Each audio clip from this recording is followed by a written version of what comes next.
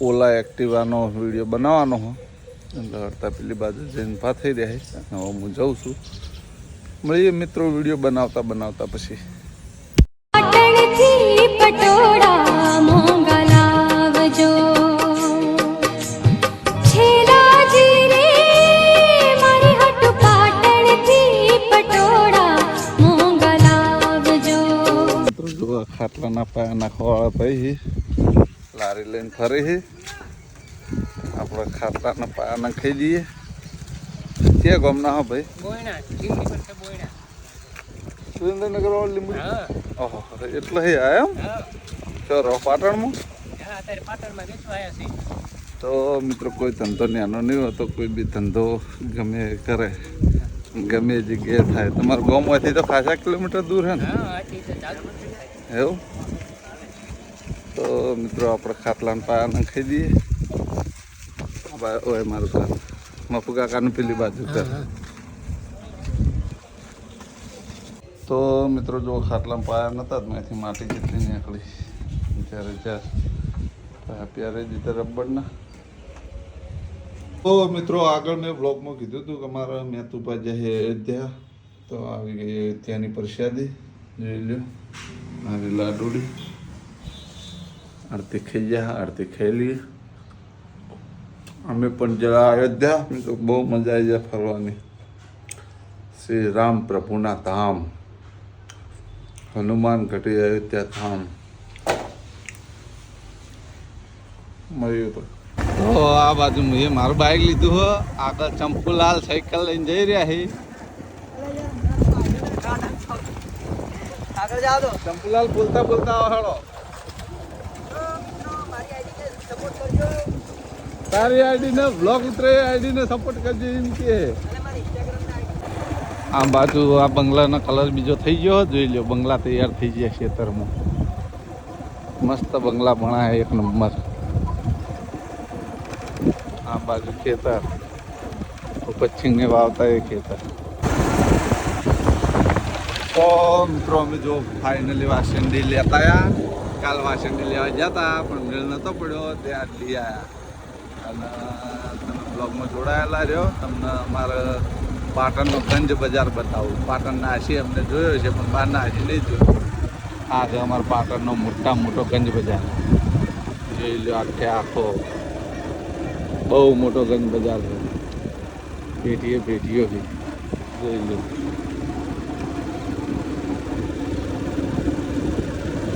Railway નાળાથી અંદર આવ્યા હતા ને હવે સીધા ચોણામાળા હાઈવે નીકળશે. ગંજ બજારમાં થઈને શોર્ટકટ રસ્તો મારા ગામ માટેનો પણ હાઈવે જવા માટેનો પણ જોઈ લો. આરોગ્ય મળીએ હવે સીધા કરણની હોટલે. તો મિત્રો કાલે પણ થોડી બનાવી દીધી સારી લાગી. આજે પણ થોડી બનાવી જોઈ લો સારી લાગી દીધા. મસ્ત બની. તો મિત્રો આપણે પાર્લરે કહીને આવી ગયા.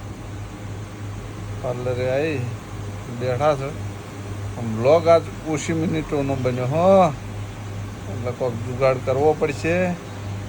તો મિત્રો આજ તો એવો જુગાડ કરવો હોય ને કે વાઘુબાના મુમતાજના જે શોર્ટ્સ રીલ છે ને એ રીલ જોડી દેવો હોય બ્લોગની અંદર. કેવો રિસ્પોન્સ રહે એ જોઈએ.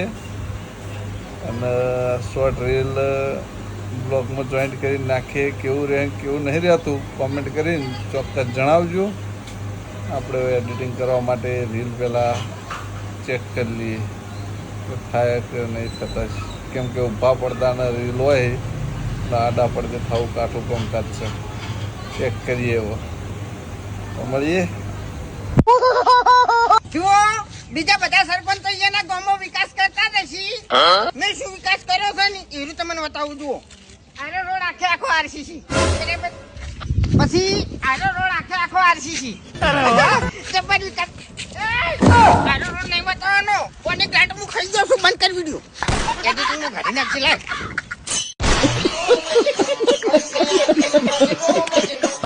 કંટાળી ગયા છો હવે ગોમથી તો કંટાળી ગયા છો. મારા ઓળશે વોટ લેવા આવી ને એટલે કે તમારા ઘરના ઓગડા સુધી અમે રોડ બનાવી દેવા. એટલે ઘરના બગડામ તો અમે લેપણ કરી દે હો, પણ આર્યો તો રોડ તમે કરો. ખરેખર આ વખત તો આરે ઓટ લેવા આવે ને તો ક્ષેત્રના ખોટ આલવા છે, પણ ઓટ નહીં આલવા.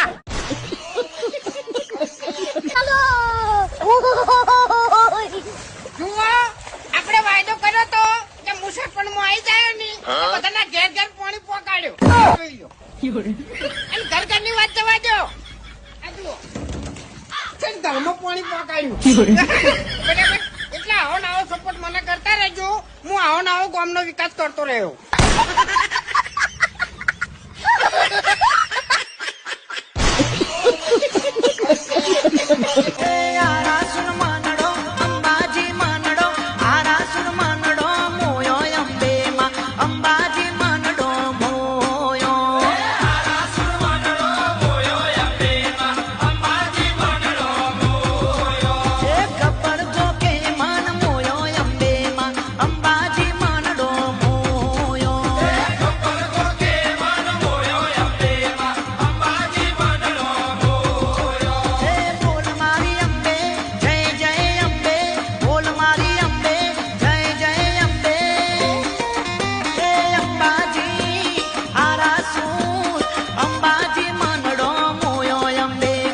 ગુજરાતની એક જ ઝલક મોટું કાકાનું ગીત સૌથી અલગ.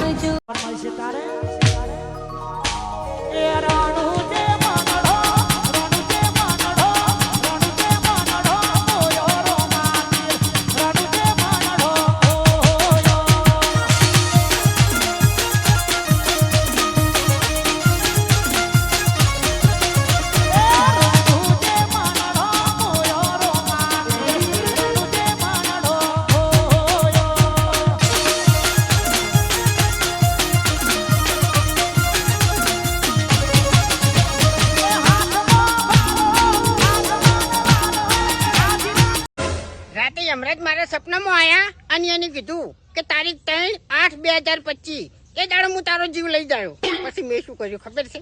મેં મારા ફોનમાં તારીખ જ બદલી નાખી. તારીખ 1/1/2020 કરી નાખી.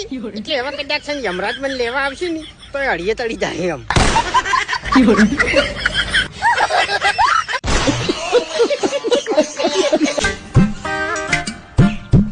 વાઘુજી, આપણે કૂતરો પાડવો છે. જેમ તું ઘર મિલીને ચો જતો રહેવાનો છે.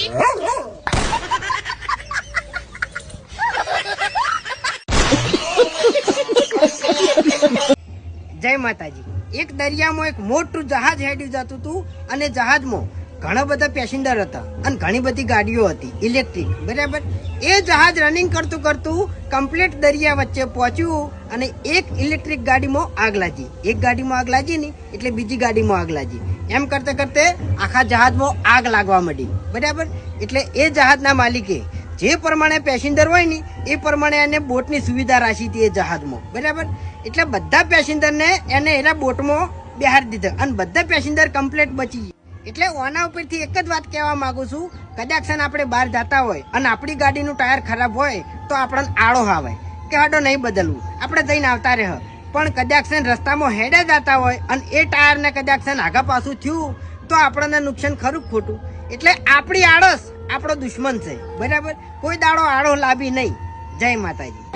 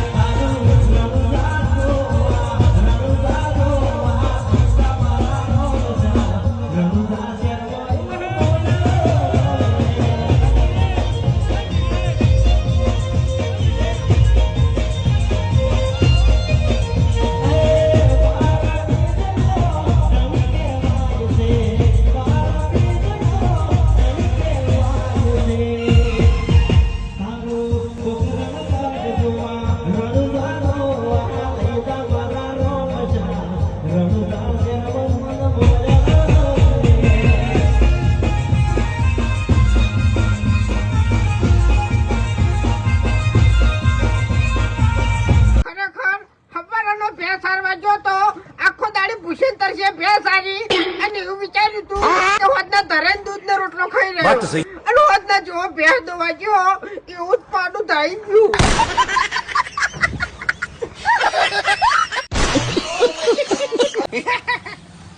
એ વાઘરી એક વાત જાણો તમે? ઓવે હું જાણી હતી કે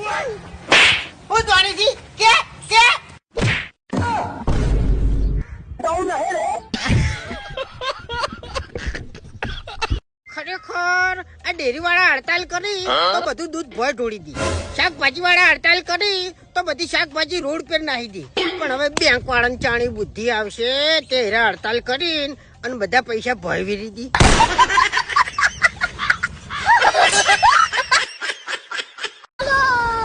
મારી વાત ઓભળ તું. ગમે તારે અડધી રાતે મેટર જેવું લાગે ને તો આ બંકાને ફોન કરી દેવાનો. લ્યા ફોનનું ટોળું હોય ને તો હોરો ના પાડું ને તો મન કહેજે.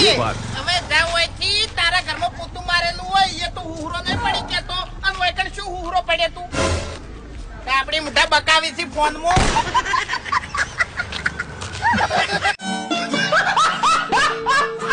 ના હોય એવું એમ? ઓહ ખરેખર ઓ બાપા રે અરે રે એ હું થયું ચાણી હાલ એમ અલ્યા હું થયું ફૂમતાઈ વાગુજી હું તમને ચોઈ નહીં જવા દઉં. તમે જાઓ તો આપણે બે જણાની ભાઈબંધી તૂટી જાય ખરેખર. અલ્યા પણ હું થયું ઈ તો કે ગામમાં કૂતરો પકડવાનો ડબ્બો આવ્યો છે એટલે મને તમારી ચિંતા રહે છે.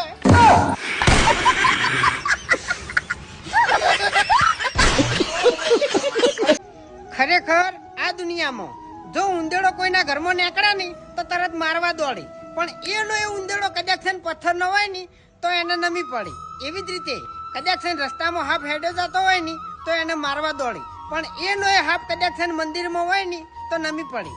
અને જો મા બાપનો ફોટો કદાચ દિવાલ ઉપર હોય ને તો એને જોઈને રોવી દુખી થોય ઘણાય પછતોય. પણ જીવતે જીવત એની કદર કોઈ દાડો ના કરી હોય પણ એ દાડે એ પછતાતા હોય. એટલે જો તમારે તમારા મા બાપની કદર કરવી હોય ને તો જીવતે જીવત કરી લ્યો કારણ કે મર્યા પછી કશું નહીં. જય શ્રી રામ. माँ के पुण्य से जगत बना है ईश्वर का. એક ભાઈ નેહાલ છૂટવાની તૈયારીમાં નેહાલની બહાર ઉભો થઈ રહ્યો હતો અને જેવી નેહાલ છૂટી એવા બધા છોકરા બહાર આવ્યા.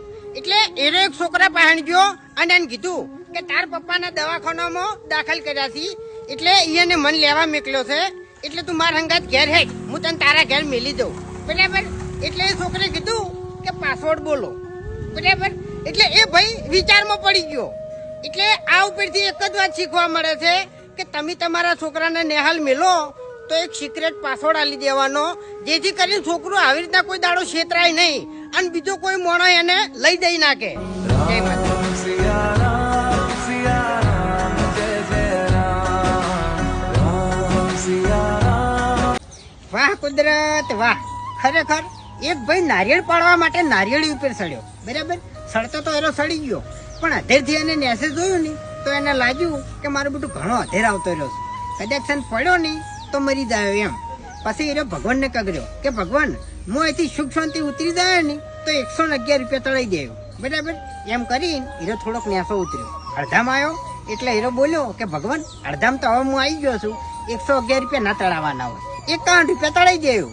એમ કરીને થોડોક નેસો ઉતર્યો બરાબર અને પાછો ફેરથી બોલ્યો કે ભગવાન હવે હું ઉતરી જવા આવ્યો છું બરાબર 51 રૂપિયા થોડા તળાવવાના હોય 11 રૂપિયા તળાઈ દેવું. એમ કરીને ને તો ઉતરવા ગયો અને તરત પડ્યો. એટલે આ ઉપરથી એક જ શીખ મળે છે કે આપણને જેને ધરતી ઉપર મેલ્યા છે ને એના સામે આપણે કોઈ ચાલાકી કરાય નહીં કારણ કે એ આપણાથી મોટો ચાલાક છે એમ.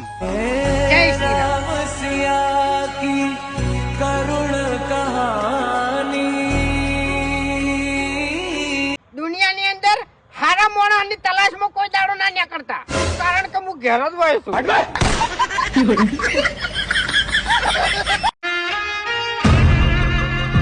ઘરવાળા એમ કીધી કે ઝઘડા કરતા હોય ને એવા માણસોથી દૂર રહેવાનું. પણ હવે ઘરવાળાને કોણ સમજાવે કે એક ગેંગનો લીડર જ આ બંકો છે.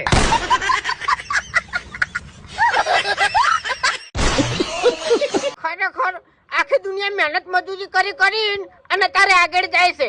મારા હંગાત હતા ને ઈ અત્યારે કરોડપતિ થઈ ગયા છે. તો મારું બેટું મને ચી વાતનું અભિમાન છે. હું કેમ કોઈ મજૂરી કરતો નહીં. ના મારા તેતરોબા કોઈ મેલી ગયા છે, ના મારા બાપ દાદો કોઈ મેલી ગયા છે.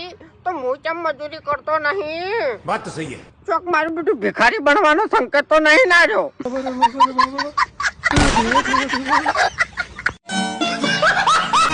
દાગીના વેચીને 80,000 ની ભેહ લાયો અને 20,000 ના પૂડા અને ખોણ લાયો. 3 મહિને બે વહુ ઉચી ગઈ. મારા હંગાત કેમ આવું થાય છે.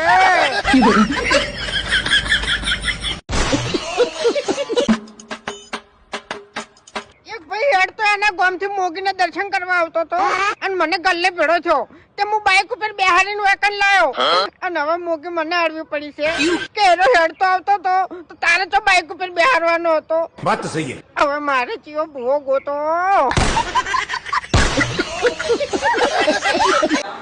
500 પાટણની આખી બજારમાં ફરજો, પણ જો તમારે આવી એન્ટિક આઇટમની ખરીદી કરવી હોય ને તો એક્સિસ શોપિંગમાં કરજો. હા મારું 500 પાટણ. હા તો મિત્રો આ બ્લોગ આપણે આટલો પૂરો કરશું. તમને મારી બ્લોગ ચેનલના વિડીયો ગમતા હોય તો મારી ચેનલને લાઇક કરજો, શેર કરજો અને સબસ્ક્રાઈબ કરજો. ફરી મળશું એક નવા દિવસ સાથે ને એક નવા બ્લોગ સાથે. ત્યાં સુધી દરેક ચાહક મિત્રોને જય રામાપીર.